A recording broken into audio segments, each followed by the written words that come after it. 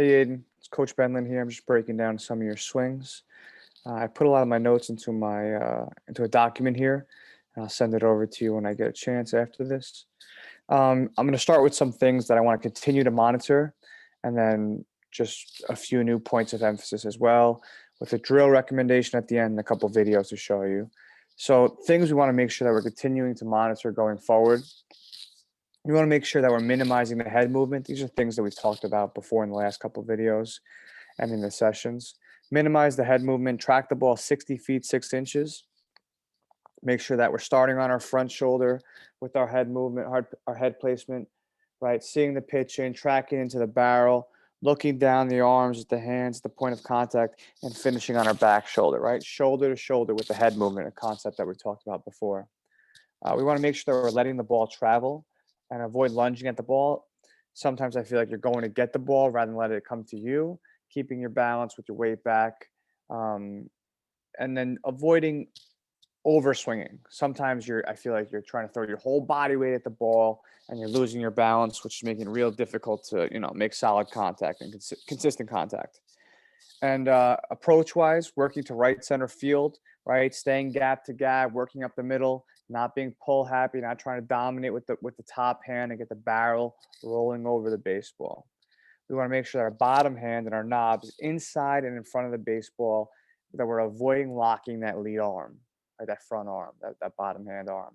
And we'll go more into that when I look at the clips. So I'll play a couple of the loops here and talk about some of the points of emphasis we want to talk about here. So looking at a few of these clips, and a couple things really jumped out at me, and I'll take a second, I'll break them down for the most part. I'll draw on the screen and point out some things I think are really affecting the swing and affecting the consistency and the ability to make solid contact. Let's take a look at one of the loops.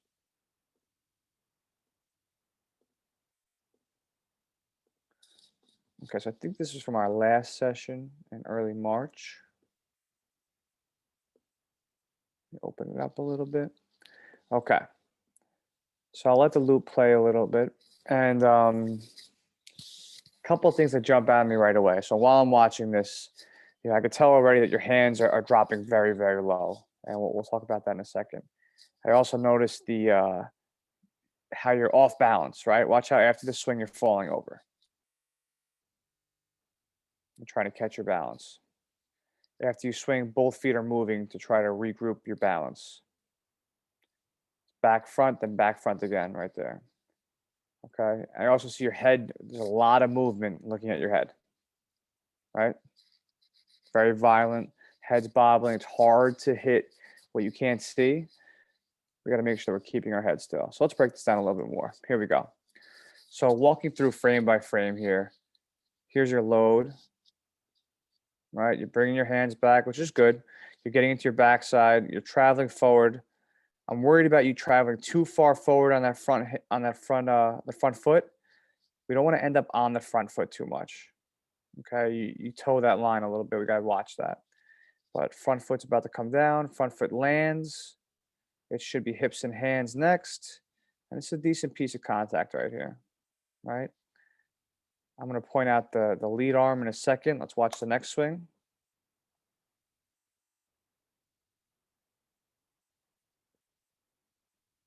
There's a lot of lift here. So here we go. Hands come back. Look how low the hands get. Look where they start here, right? So top of your load, right? They start here, which is fine, right? As you load, let's take a look at where your hands get to. Right here. This is the peak of your load right here. Let me draw on the screen and show you what I'm talking about. Okay. So if your bottom hand is at this level right here, okay?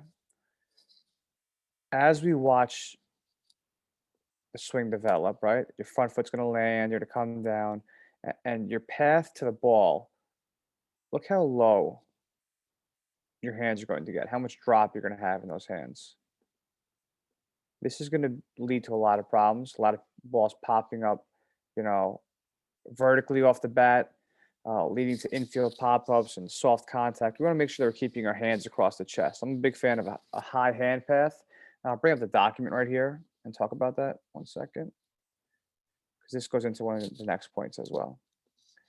So I put here as in the second one, high hand path, hands across the chest, avoid drift and avoid drop, right? As you track the pitch, sometimes your hands tend to come with it as you watch, right? So your front foot lands, your body weight comes forward, and your hands are coming with it. At the same time, your hands begin to drop. That's why, like in that swing, your hands are dropping almost towards your belt buckle, right? Rather than hands across the chest. If we keep our hands up with a high hand path, we'll stay above the ball, right? There's no bad hops in the air, productive baseball, or hit line drives, right? Right now, you're hitting a lot of balls that are hitting the barrel and coming straight up off the bat. So we want to avoid dropping our hands. I like the terms high hand path, hands across the chest, okay? So going back to that clip,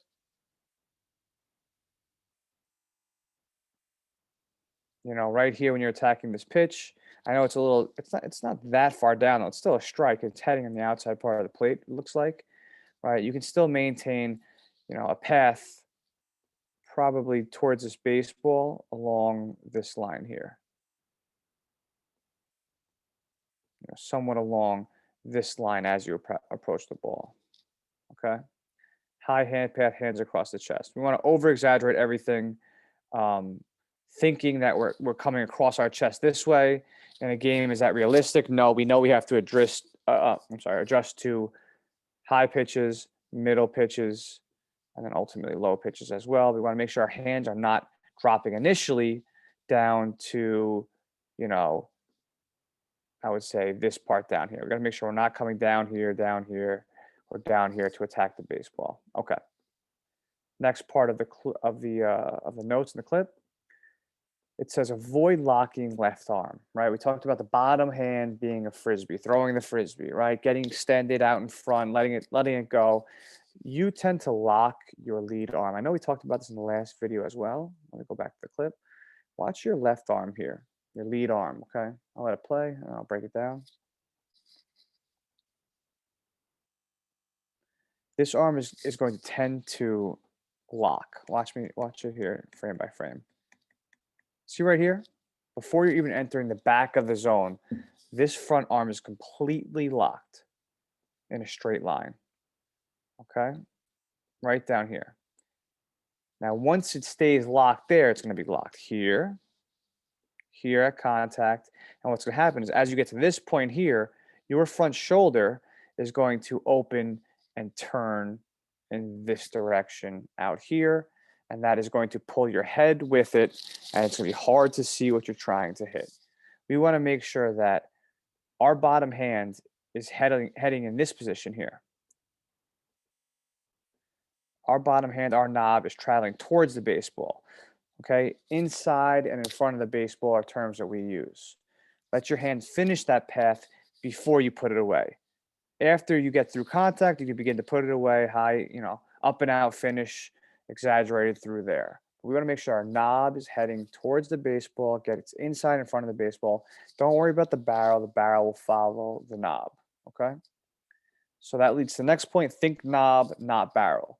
Lead with the knob, the barrel will follow. I feel like you're so worried about dropping the barrel on it that you're breaking your wrist and your lead arm, and it's leading to a lot of problems. One of the biggest problems that I'm going to point out here is the first one that I kind of skipped over was the back foot, right? The back foot. You're tending to put your back foot almost behind and underneath your body. This is also another point that we brought up in the last video. But if I play it here, watch the back foot only here. Just key up. I'll let the loop continue to play. Watch the back foot.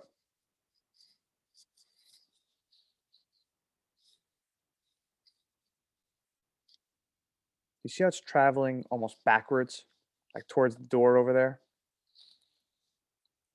And you could tell that you're losing balance. Watch how you finish. You're going to take both feet to regain balance. After you swing, you should be almost stationary, not falling over. See? Left foot, right foot. Swing, left foot, right foot to regain balance.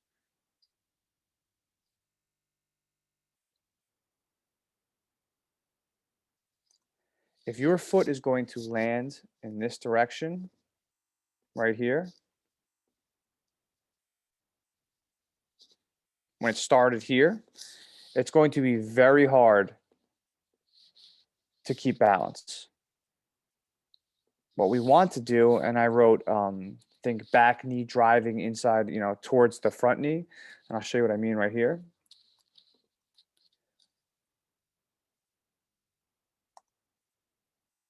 When you load, right, front foot's going to come down. This back knee, and right there, it looks like it's heading in that direction, right? Right here. You want to make sure this back knee is heading in the direction towards the front knee here, okay? Not going backwards towards the door. You want to stay in a line, right? You want to land even with both feet. So if the line is here, you want to land here. What you're tending to do is bring your back foot all the way back here underneath your body. Really difficult to keep your balance. The best thing I can recommend right now, we do our two-piece drill a lot where we separate our load from our swing. I think that'll help you. I think that if we get our load done, we get in separation, front side out, right, hands back, stay there, let the ball travel, then go hips and hands. I think it'll take away a lot of the problems that are coming from the lower half. Balance starts with the front foot and the back foot. And right now your back foot is traveling in a place where you can't maintain balance. Hard to hit when you're not balanced, right? Hard to hit when your head's not locked on. Hard to hit when your arms are locked and it's carrying your head open. So let me show you what I mean by that.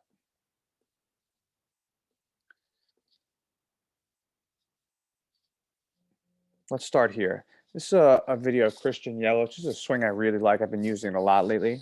Okay. And what I want to talk here is about that high hand path, which was, I think, the second or third thing on the list. Watch his hands travel across his chest. Now, this pitch is not, it's not that elevated. It's traveling downward almost towards his back knee. Watch how his hands and the knob come across his chest as they approach the zone. Your hands are tending to drop to your belt buckle, down below your belly button, which is going to lead to a lot of pop-ups. We got to make sure that we are keeping those hands, high hand path, hands across the chest. Okay. The second thing I wanted to show you was, let me just pull it up here, 1 second. We talk about the knob, and I use this video a lot as well. You've probably seen it in the clinics or in a video previously. We want to make sure the knob on that path across the chest, across the Dodgers here on Corey Seager's uniform, is leading the way. Knob, then barrel. Knob, then barrel. You're tending to control that barrel and try to drop that barrel and steer that barrel onto the baseball. And that bottom hand is not getting, the bottom arm, lead arm is not getting extended. Look at his lead arm here, his bottom hand and his right, which would be your left arm, fully extended out in front before the barrel comes around.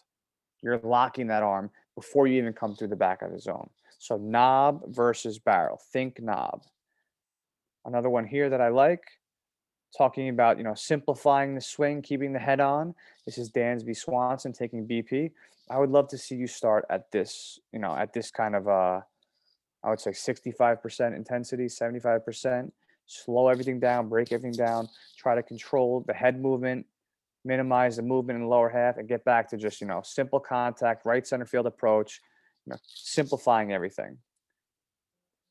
Another one here that I like is a drill. Sorry, it's yellowish again. Another drill that I like here that I think will really help you. I put it on the bottom of the document, actually. Let me start there. It's a drill recommendation. It's a bottom hand, one hand drill with a short bat. If you don't have a short bat, you could see like the guy uses in the video, a regular size bat. In the clinics, we do have a short bat available if you need it. But watch how he approaches this here. This is what I think you need the most. This will fix that lead arm locking. Watch. Let me minimize. Let me silence this and take a look here. So here you go, separating the swing and then using the path of the bottom hand. Let me show you one more time here. I'll talk about it. Front foot down, then bottom hand. You see how his bottom hand is getting extended through the baseball? He kind of pops it up, but you want to make sure that right here. We're driving through the baseball. Right now, you're locking your lead arm, and he'll show you an example of what this looks like. So when you lock that lead arm, your head and your shoulders are going to pull open. He's kind of demonstrating that now, right? We're going to make sure we're not doing that, because if you lock that lead arm, you can't see what you're trying to hit. So we want to make sure that we're pulling the knob through with that bottom hand, right? Finishing the path of that bottom hand, extending out towards the pitcher, and ultimately avoid locking that lead arm.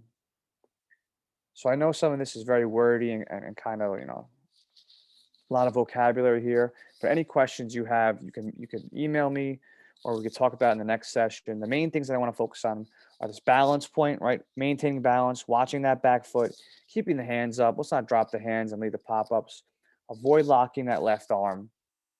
It's going to pull your head out, and then thinking knob versus barrel. And the best way that we can kind of, get to a starting point here and work our way up and knock some of these things out is to simplify the swing. Let's stop over swinging, keep the head still, maintain balance, get some barrel on some baseballs, and take it from here.